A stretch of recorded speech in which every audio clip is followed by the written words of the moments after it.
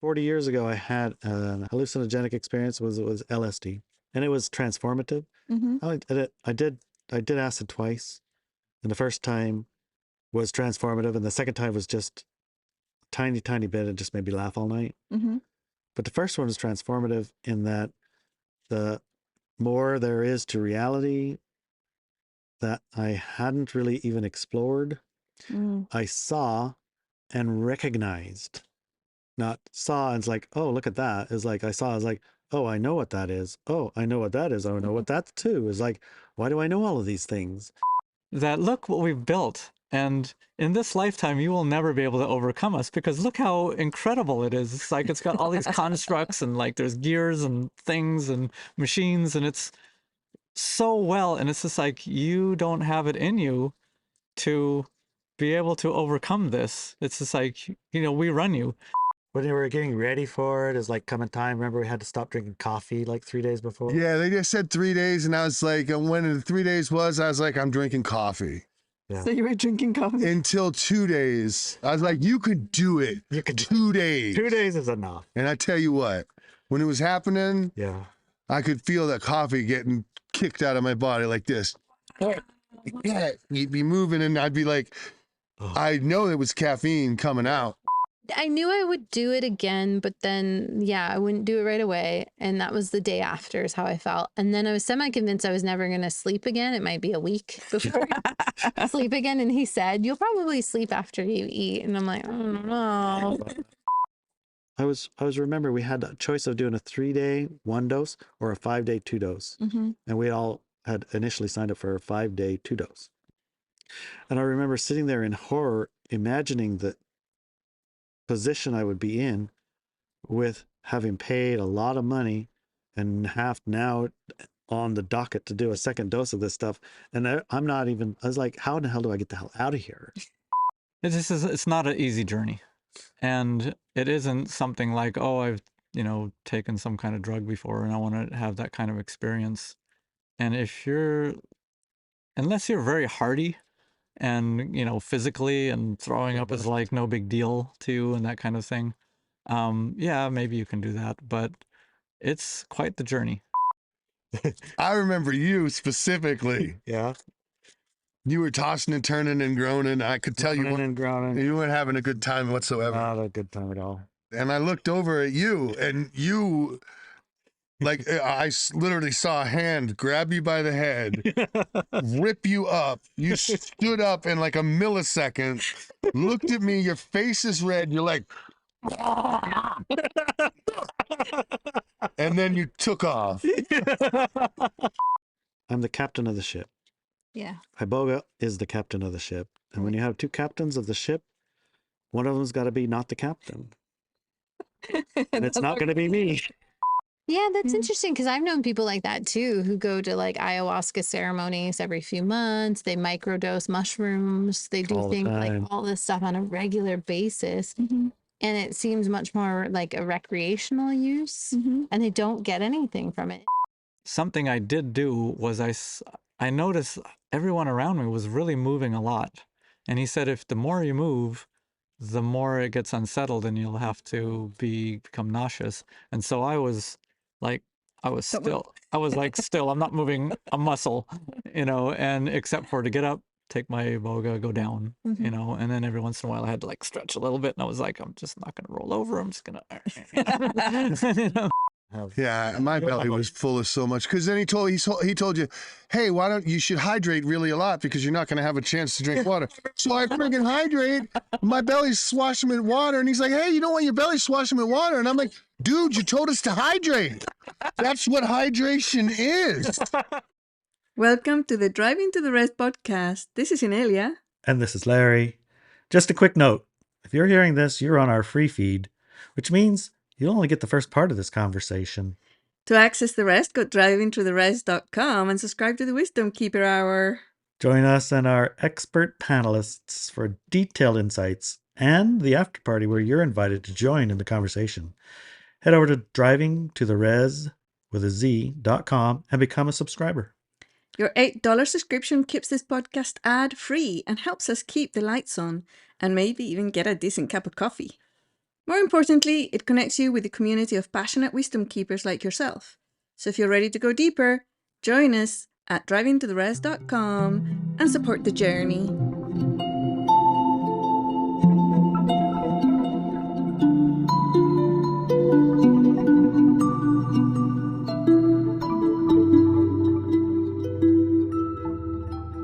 All right, so here we are on our second part of the second Iboga part of the Iboga journey.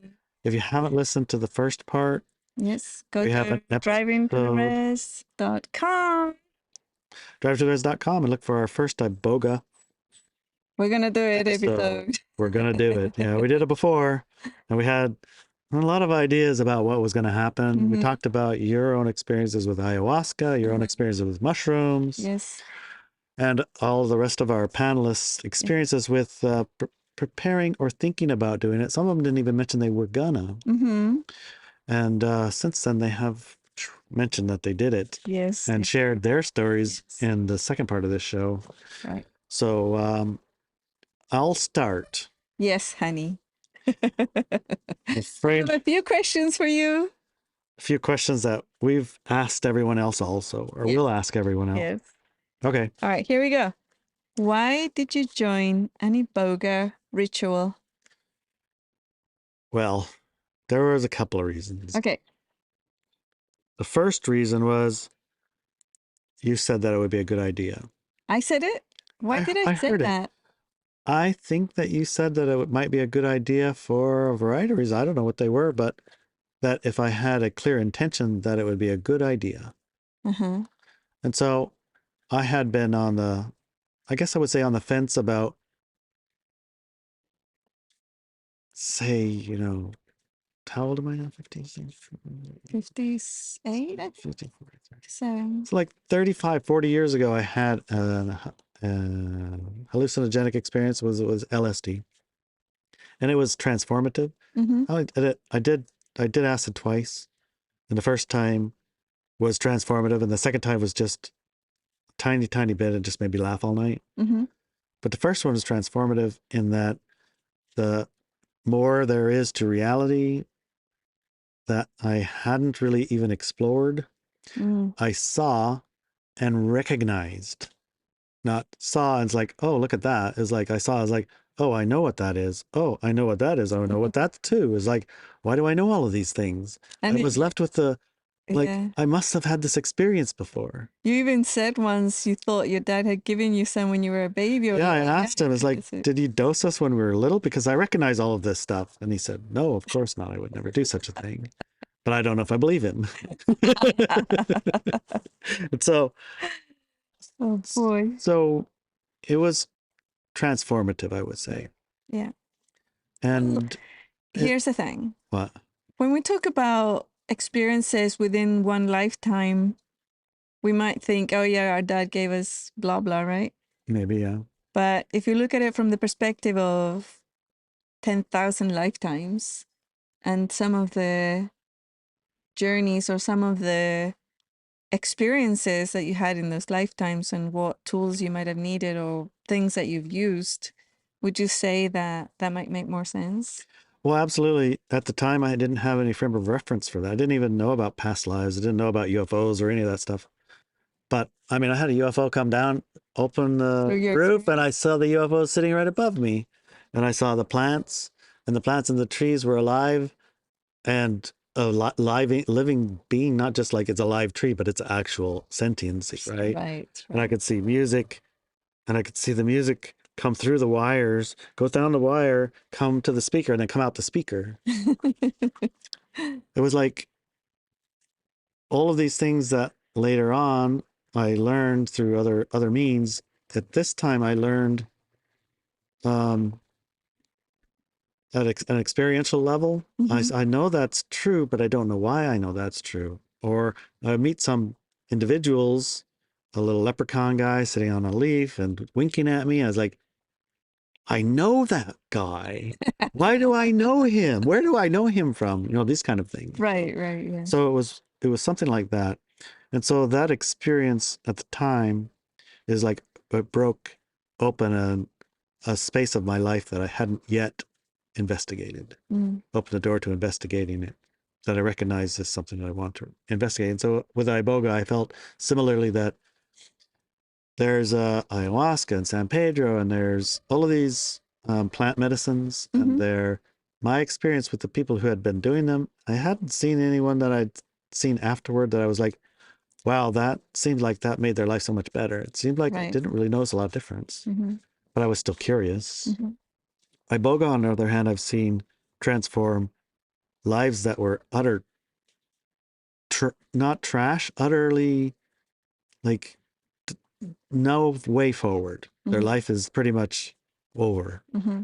They've devolved into a state of being that his only purpose is none. Mm-hmm. Maybe get more drugs. Right. That's it. Everything is get more drugs. And it's transformed that from that into a rich life with meaning and purpose.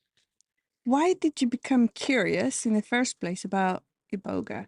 When did it come into your awareness, and how did that curiosity come about? I believe mostly it's entered my awareness about addiction recoveries. Mm-hmm. So everyone who's got heroin addictions or fentanyl addictions or opiate addictions or yeah, so not too long ago, back when I was more asleep, Mm-hmm. I thought it was fascinating that the medical doctors had started considering pain as one of the um, vital signs. It's like we have pulse rate, blood pressure, respiration rate, and pain level. And then once it became a vital sign, it also became important, as like critical, to treat the pain. Mm-hmm. And they had a wonderful miracle drug that's miraculous pain treatment that is not addictive. That's what they Unlike said. all other pain medicines, this one is not addictive. Mm-hmm. Of course, all of that was a big ploy. I mean, the whole make it a vital sign was to make it Cha-ching, cha-ching, cha-ching, cha-ching, cha-ching. You got to treat it. It's like you're required to treat it, Now the insurance company has to pay for it. and it needs to be paid for, and get everybody on OxyContin Mm-hmm. for every possible pain level Right. because it's especially not addictive. And I don't know at what point in that it's not addictive part, the doctors had to start noticing that their patients were somehow addicted, I know, right? but it Yeah. had to be patently obvious. Yeah. Either way, in the industry I was in was fishing.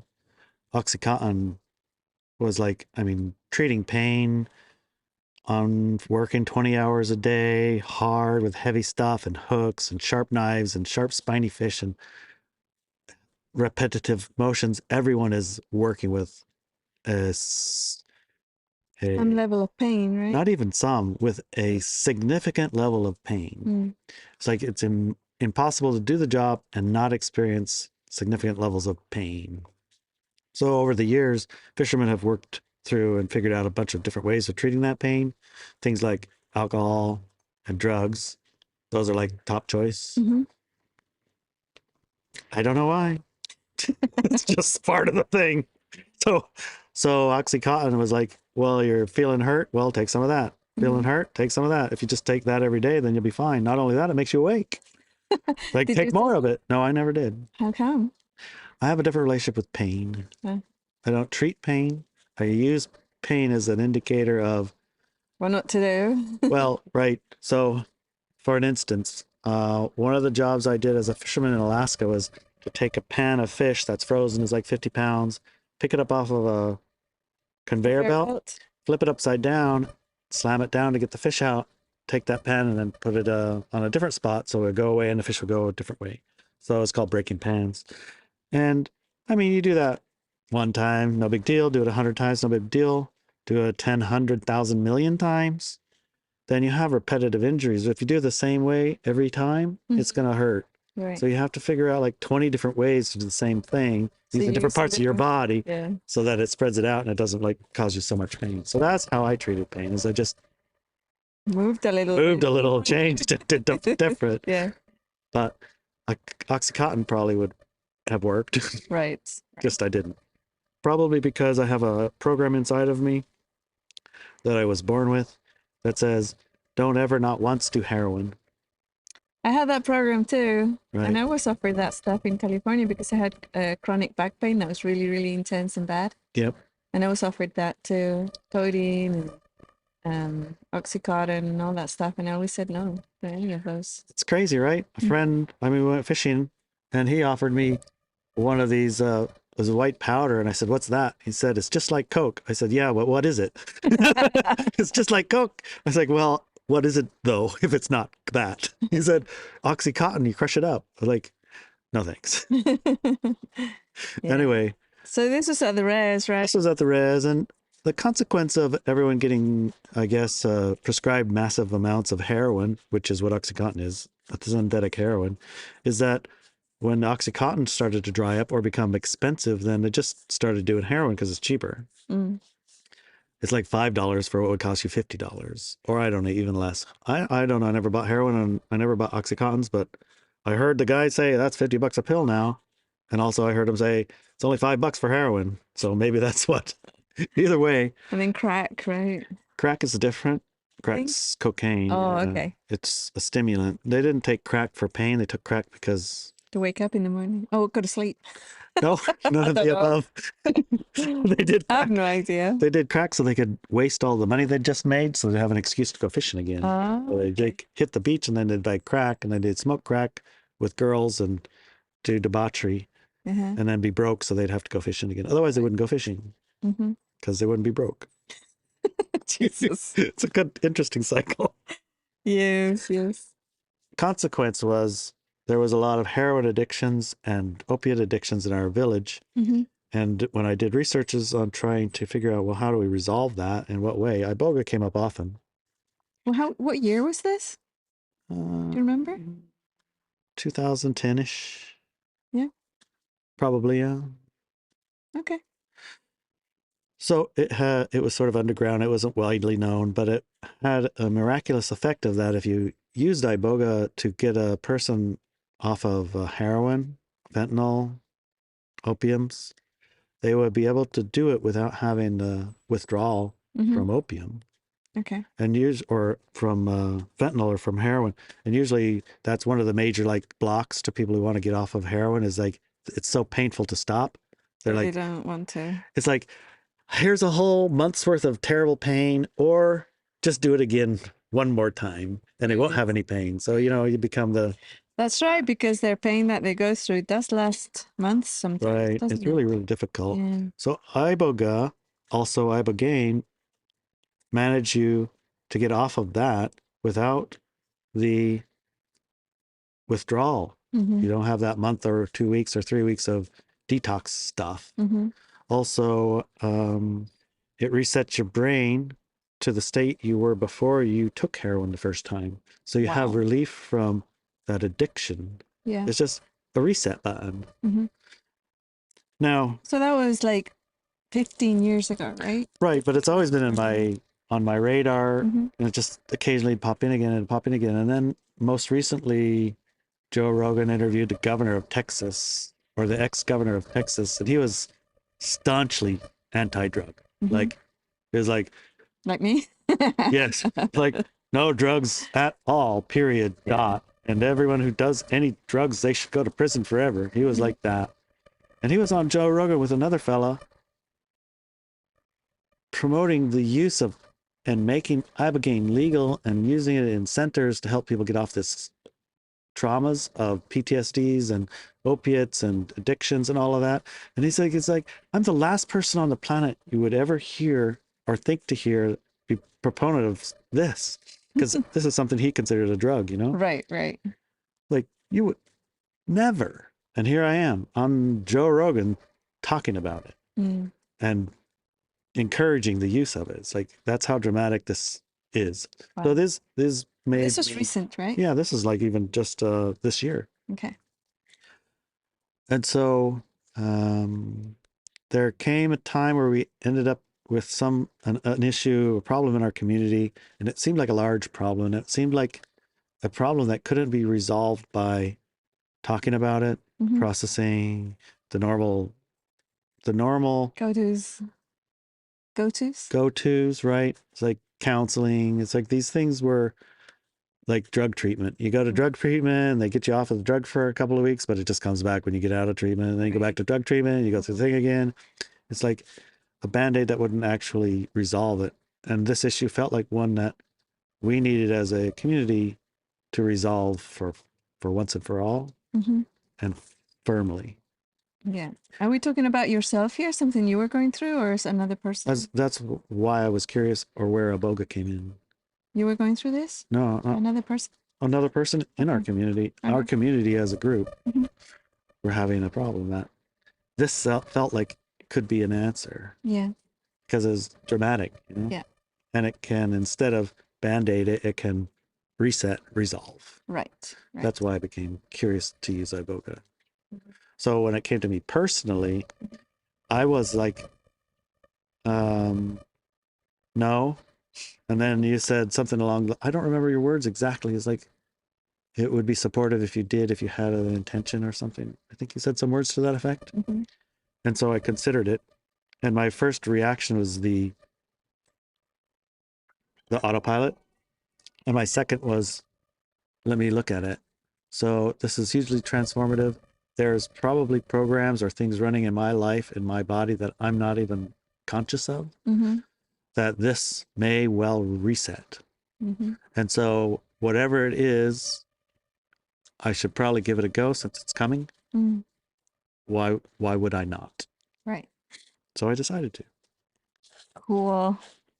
Thank you for that. Yeah, that's a kind of long answer to the first question, I guess. Well, it's a couple of questions, right? Because that was the reason why you wanted to join the ritual. Right. But also asked, how did it come into your awareness in the first place? True.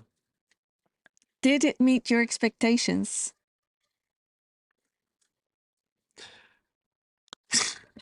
No. No. Not in any way, shape, or form. Okay. My expectations were so far off of what the experience actually turned out to be. Yeah. Do you want to share what your expectations were for this experience? My expectations were right on par with LSD. Get high. It would be psychedelic. There would be like an experience and then nothing, an experience and nothing, and an experience. And the experience would be related to your focus and your thoughts. So if you're focused on the music, then you could have an experience with the music and going through the speakers. And if you're focused on your roof, it could split apart. If you're focused on the tree, it could be alive. I thought it would be like that. Okay. And I expected, I had heard that after like 3 days before, I found out that it keeps you awake all night and that you had to not drink coffee. And I was like, I don't know about this stopping drinking coffee thing, but I better find out why. And so I researched why, and it said that the ibogaine interacts with the caffeine in your body to amplify it, and so that it can cause a big problem, whatever, why, chemically, if you have caffeine in your body and iboga at the same time. Maybe it's hard on your heart, or I don't know what the answer was, but so it was a legitimate reason to stop caffeine. It's like, okay. And then it says something along the lines, it's very stimulating and you might be awake all night. And then I'm like, I'm not really a fan of that. You like your sleep, huh? Well, I don't mind staying up till 2 or 3 or 1 or 2. Right. 1 or 2 is like my limit. After that, I'm like, you want to sleep. It's done now. Let's go to sleep. And this doesn't allow for that. It keeps you awake and suppresses your appetite. And so I had experiences in the past with drugs that do that. And so I have a aversion to it. What drugs did you take that have that effect? Crystal methamphetamines, those have that effect. When you take some of that, and it only take a little tiny little bit, it makes you, like if you're working in restaurants, 16 hours, no big deal. It's like coffee on steroids. Right, yeah. You don't have to get a huge gut full of coffee. You just have a tiny bit of methamphetamine or crystal meth and you're awake and ready to go. Only problem is you're doing that using up reserves of other things that you end up depleted with. And so there's a larger recovery. It also makes your memory go bad. You can't remember anything for a while, and it suppresses your appetite, so you get thinner. So I don't recommend it. No. And so when I heard Ibogaine had the same effect, which is you become very stimulated, awake, and can't sleep, and you can't eat, like, I don't really like that. Right. So I wasn't pleased with that part. Got it. So I wasn't expecting that. And then that was one of the things. So that's kind of, no. And I expected when we were done, like doing it, Mm-hmm. and the effects were wearing off, that it would be like acid was, which was you're tired of being awake. I mean, you don't feel great because you're up all night, but it's all right. But Iboga, the morning after for me was brutal. It was take the worst hangover you ever had, Mm-hmm. multiply it by 10, and then add it to 12 or 15 hours. It's like, what the? Have you figured out why that happened to you? Because it didn't happen to anyone else. Well, I'm going to say it's because I took some Strophanthus right before, and it had a negative interaction with the Iboga. Yeah, That's it. that's what I'm going to use. Okay. Would you suggest something else, maybe?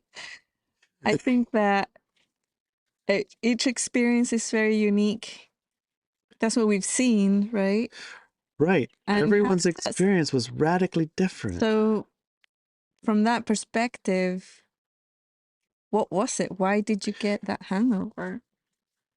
Well, there's a couple of things going on. One of them is, I think that with Iboga especially, the more rigid, rigid might be the right word, you are, the tougher the experience might be. Only if you're addressing that rigidity, right? Well, I don't know. And the more willowy or bendable or surrenderable, the more likely you are to surrender to an experience than to, I guess, control it. The less hard it will be if you're more surrenderable, flexible. I don't know. These are hard to answer questions. What made my experience specifically different? I know I'm the captain of the ship.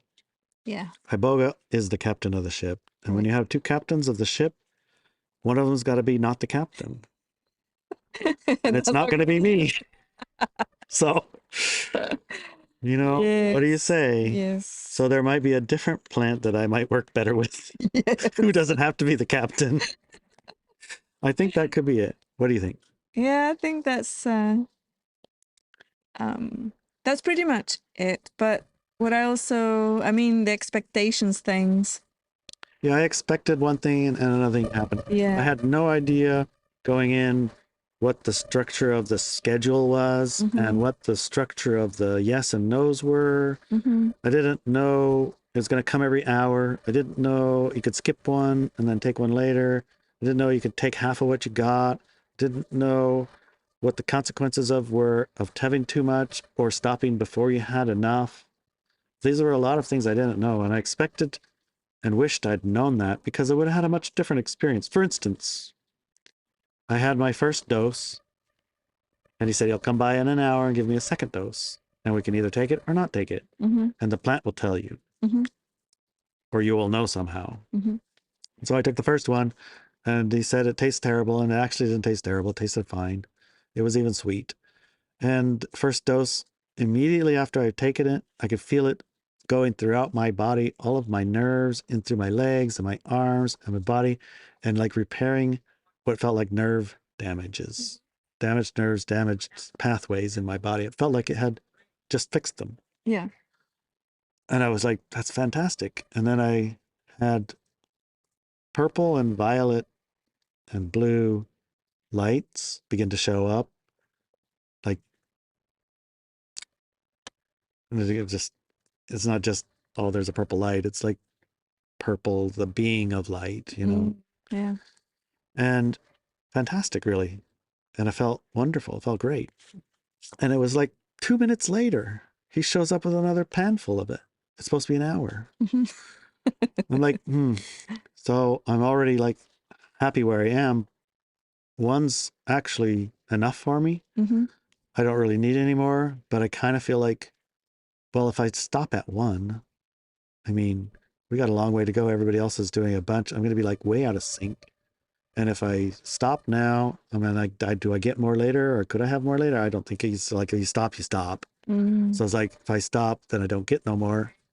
But I'm not here for like, one is like $2,000 for one little bowl of it. Give me two, that's like half price. And I get three, it's a third of price, right? So there's a lot of Yes. rationalizations going on. It's like, Yes, let's yes. make this worth it. Right. And then I'm not here for pretty lights and a little bit of a healing of my nerves. I have other intentions that I'm interested in addressing. And one, is that even enough? So these are a lot of questions I don't have any answers to. So I took the second one, even though it was too early. And my body had said, one's enough For now. for which But for turns now, out to be, it could have been an hour and a half, 2 hours later, I could have more. Yes. I could have half of the dose. I don't have to take all of what shows up. And I don't have to take it all then. Right. I can wait. I didn't even consider that as potential possibilities. Even though other people knew that was the possibility. So that's interesting. Apparently other people knew, but nobody told me or a few of the other people. We didn't hear it. Oh, yeah, that's a different thing, isn't it? Right. We didn't hear that. So And that's again interesting. part of the plant Right. and the way the plant works. You hear, and the plant's one of the captains of the ship. Right. Will So you hear it? Will you not if hear it? And, yeah. So again, these are the expectations I had, and I didn't. Those weren't what I expected. Okay. Okay. So, I mean, I think everyone else, as you'll hear, had dramatically different experiences than I did when it comes to some of these things. Can you share what experience you had that was most impactful, or experiences? Yeah, I was that were- taking the second dose. Mhm. And the second dose, when it showed up and I put it in my mouth, actually, I put it in my mouth. It's this powder, and you put it in your mouth, and then you take some water and you swirl it around, and then you swallow it. Mhm. And the first dose, I had taken some on my, licked my thumb and had some, licked it and licked it and licked it. So I took it a little bit slowly and through my whole mouth and really engaged with the plant, you know. And the second dose, I did one of those and I was like, just take it all. And I put it in, and I switched it around, and I swallowed it. And from that moment on, it was brutal hell. Yeah. Yes. That was the most impactful thing, was taking that second dose. Because at that moment, I got what you experience when you drink, say, a whole bottle of tequila and then lay down in your bed to go to bed. Mhm. It's called the spins. Yeah. And I'm laying there, and inside my body's spinning like this, and outside my body's still.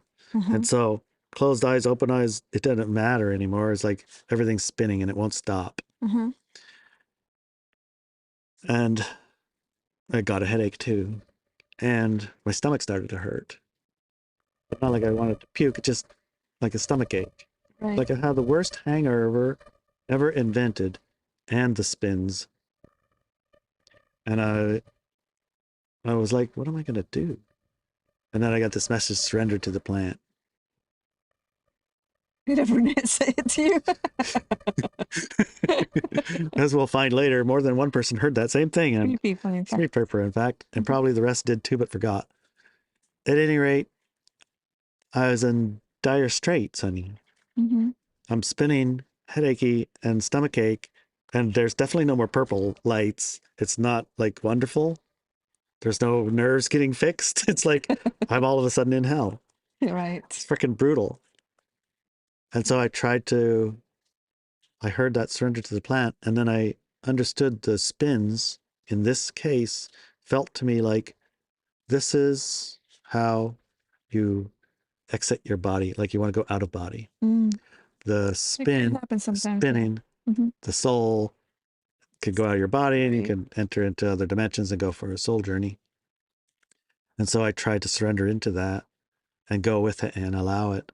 But I'm afraid I was too rigid, and it was too close to alcohol, too close to some of the negative experience I'd had going to bed and having the spins. Mhm. It was too close to it to surrender it to Right. it, because in the past experiences of those things, I would be like, I have to figure out how to move through it, not surrender to it. Mm. Take a shower, take some aspirin, walk it off, get up, drink some water, whatever, make it from Go away. here, go to here. So we're through that, and now we can move on. And you don't surrender to that. You just have to suffer through it, right? So instead of surrendering, I pretty much tried the suffer through it part. Right. Yeah. Suffering through it part with spins from alcohol, you're talking half an hour. Suffer through it for Iboga, we're talking 12 hours. Wow. It's a lot. And it's really not great. So that was pretty impactful. Yeah. I remember wondering, well, after an hour of that spins, Mm-hmm. the guy showed up with another pan full. And I'm like, are you kidding me? There's no way. I can't even handle what I took. There's no way I'm going to take more. But he's here. So I did it, and I took a little thumb and I put a little thumbful on me to see if that would like help the spins or something. And it was like revolting. Mm-hmm. And it was the plant. It felt to me like the plant said, no, sir. Mm-hmm. My body definitely said, no, sir. Right. You are not doing not one more bit of that. Yeah. Put that over there. And so I put it over there, and I figured, well, maybe the spins will stop. Maybe things will get better. And then maybe later I can use the rest of it. If he doesn't take it away, I'll just have this nice stash. Your stash. I had a stash over there in case I needed it later. Uh-huh. Never happened, and he took it. I just suffered for 12 hours. Yeah. And in the morning, I was still awake, and the spins had slowed down. I couldn't eat. I couldn't drink. I couldn't sleep. I couldn't walk. I couldn't talk. I was like, and my bed, we had these nice, thick, wonderful cushions. After 12 hours, my hips were numb. My back was numb. So my flat. thumb- Everything was wrong. It's like, Oh this my is the God. worst. Oh my God. That's how it felt at the time. Yeah. And I remember some of the others, when I'd seen them or talked to them, I was like, it's like, what a disastrous mistake this was. It's like, I can't imagine why I put myself through that kind of torture. Right. Uh-huh. And they didn't have those same experiences. They didn't. No. No. Not even a little bit. No. Yeah. So I'm saying this not to scare you away, but I wouldn't suggest that you haphazardly go into take an Iboga. Right. It's not a plaything. Recreational. It's not a plaything. No. It's not LSD, people. It's not. Would you do it again? The funniest question. When I first asked you that, What? first day. There was no way on Earth, God's green earth, not one speck of that stuff will ever even get close to my mouth. I remember telling one of my friends who had done it, I said, if I ever say I'm going to try it again or I'm going to do it again, slap the shit out of me. 'Cause no, absolutely zero, none. And that Yeah. lasted all the way into the evening. I was like, no, Ray. That's like, how could anybody ever do remember we had a choice of doing a 3-day 1 dose or a 5-day 2 dose. Mm-hmm. And we all had initially signed up for a 5-day 2 dose. And I remember sitting there in horror, imagining the position I would be in with having paid a lot of money and have now on the docket to do a second dose of this stuff. And I was like, how in the hell do I get the hell out of here? Yes. The hell out of here. Yes, indeed. And shaman, he said, because in fact, he's heard that story before. And the next morning and that evening, I remember texting you about what's going on. And you said something about that the journey wasn't over and Iboga wasn't done with me, and that tonight's journey would be much more gentle. Yeah. And yes, in fact, I went to bed and I had turned on my own Soul Star music. Mhm. And in the middle of the song comes the bells that the Iboga shaman uses. And I heard those bells like, oh, she's here. And I closed my eyes and just let gentle happen. Mhm. And the next thing I knew, I was opening my eyes. It was the next day and I saw the Cheshire grin on her face. And I was like, oh, I see why you would do it and how you would do it again. I would Right. do it again. Right. So the answer to that is yes, I would. And I might take my captain hat off Maybe. and allow Iboga to be the captain of Would the you ride. take more care of with the caffeine and the other things that he said not to take supplements and stuff? I would probably, for the sake of superstition, maybe not take the Strophanthus right before. I took that because it's supposed to be good for your heart, and it was there, and I was like, oh, I might try it. And it's an African herb too. I said, they're African, they probably get along great. Okay. The shaman was like, Oh my oh god. my God, why didn't he tell me? So Yes. I don't know if you're not supposed to, but I you think probably it's supposed shouldn't. to. Right. Yeah. Either way, I wouldn't so much worry about the caffeine. I wouldn't so much worry about the diet. I wouldn't so much worry about all that stuff. I would be more cognizant and aware of my connection to the dose, the when, how Mhm. often, how much, and not getting stuck in those spins for sure. I mean, quite honestly, the next day he told me pretty much everyone who stops at 2 and gets in the spins, if you take a third, then that will stop and you will get through it. But he didn't say that then. Yeah. He said that the next day when it's too late for me to do anything about it. Yeah. So I was a little bit frustrated, but I found in retrospect, right? I had quit drinking and smoking cigarettes cold turkey on my own Yes. some decade ago. And I closed the door to being negatively influenced by those substances. Mhm. Yeah. But those substances still had a They're hooked hook on you. in me, Yeah. but they're not, I wouldn't allow them to be used. Mm-hmm. But if that door ever, I mean, we're all human. Mm-hmm.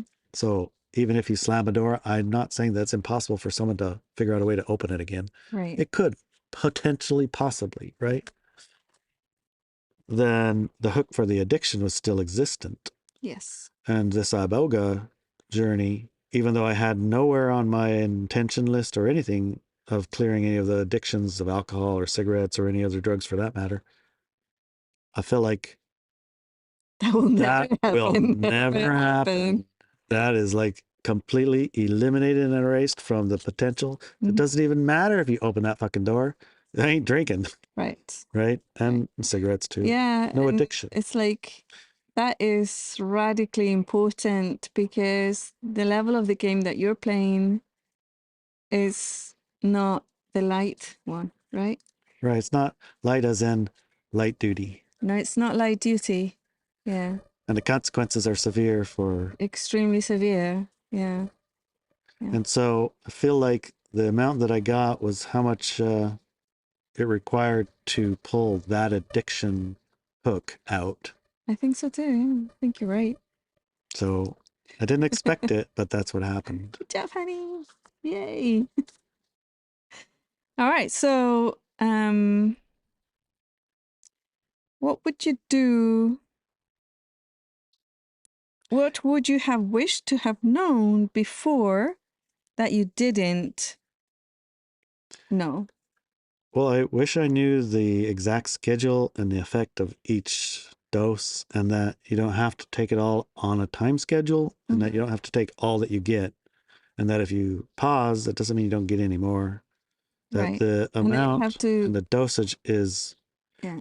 more related to your connection to the plant and less related to it's 1 hour, so take more. Right. Because I kind of thought like this is a scheduled ingestion schedule, and as you ingest it, then it goes here, and then you put more, and it stacks, and then it stacks, and then it stacks. And if you get off the schedule, you're messing up the whatever. Yeah. But it isn't that. Right. It's more important that you have a clear connection with the plant and what's happening, Mm-hmm. and allow the dosage to be dependent on that connection and not on it's here, so take it. Mm-hmm. Right. Yeah, I think it's important. And I know that other people who do this ritual work from that perspective.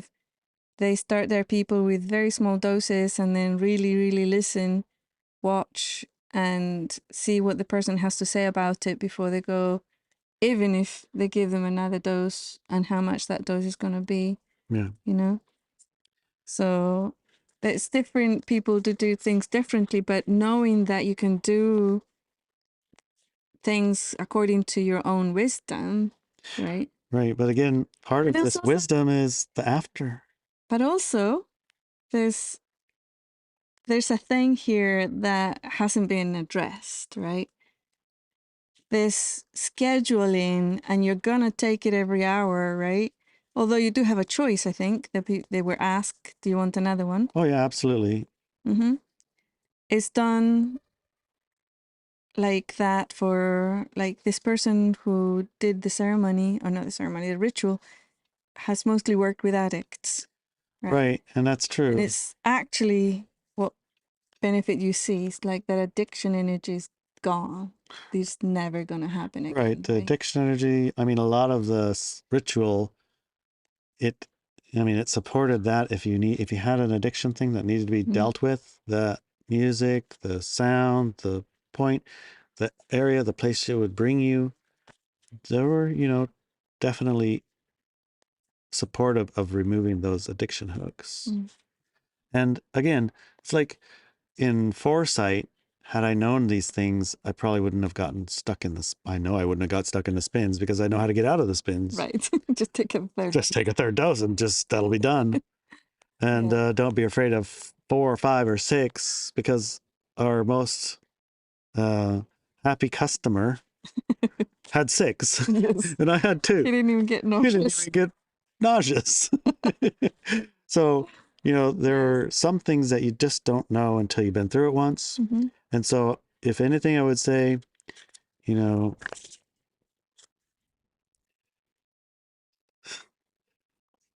there's nothing better than the hindsight from doing it and finding out through whatever it was you did, what did what. And there's another question here. Was there anything that you knew that you're really glad that you knew? Well, I was really glad that I knew caffeine interacted with ibogaine in a chemistry way and not just well, if you fast, then you blah blah, or this kind of things. It's like this. Sometimes these rules of the game are like not exactly not true, but they're not really necessarily applicable to everyone. Right. It's like you shouldn't eat meat if you want to blah blah. Mm-hmm. It's like, well, yeah, but I'm going to eat meat and it's not going to change it. Mm-hmm. But, and this isn't true with Iboga, they say that you actually should eat heartily and fully and a whole lot, because you're going to be working with no more food for days, and it's good to be like fully magnesiumed up and all the stuff that your body needs. You should be stocked. So the knowing that you shouldn't have caffeine because of its interaction, there was a few things that were stimulants that you shouldn't have because their interaction with the Iboga. I mean, I'm glad I knew that. Right. That's really and good. didn't just blow it off. So for anyone thinking to do this ritual, what would you tell them? I tell them, you better strap in. This could be a pretty wild ride. It could be freaking brutal. It could be like the thing that you regret the most right after you've done it in the morning after. That sounds very familiar, doesn't it? Yeah. But it's very personal. It's very personal because the other people that were with me, one of them in the morning, she's like, yeah, no problem. I'd do it again. I'm like, what? Are you from another planet? Another one, wake up, glug, glug, glug, a big jug of, I brought him some lemonade. No problem. I'm feeling, Been up all night, but I'm all right. Let's go have some lunch. Got any burgers? It's like, what? Another one, he was in hibernation, but he took more and longer than we did. So he was like 8 hours behind us. And so while we were in our recovery, he was still in the not there yet. Right. So all that whole day, he was 8 hours behind us. But when he came out of it, he was like, I anticipated his reaction would be way more severe than the rest of ours because he's super sensitive. And he wasn't. Yeah. Mine was. Yes. And I thought I would have, I can do that. I can do anything. Yes. So you might take your humble pie and eat that. I would suggest that. Humble pie. Humble pie is probably a good thing to take first. Yes. Big slice of humble pie. And don't drink it with coffee. That's all I got to say about that. Brilliant. Well, I'm really glad you shared your experience, Annie, that you went and explored. I really want anyone who's listening to this to listen to the rest of the story, the stories of the 3 other individuals who are going to share their experiences, because while I'm telling you how brutal it is and how hard and how difficult and how terrible even, I mean, I don't feel that way now. Right. And they didn't feel that way ever. No, they didn't get headaches, Right. So I think it's real valuable to listen to more experiences and not let me like scare you away. But I don't want you to go in it also like Think it's me gonna be thinking it's necessarily a walk in the park, because of all of the things that I've ever done in my life, this probably counts as one of the more difficult, like uncomfortable. Yeah. Probably the most uncomfortable physically I've been for a solid 15 hours. And if that matters anything to you, then better weigh that discomfort with what you plan on or want to go address. Because if what you want to address is more important, then this discomfort is going to be irrelevant. And it probably won't even be anywhere as large as mine. You might just wake up and have a glass of lemonade and want a cheeseburger. So, Yes. everyone's going to be different. Right.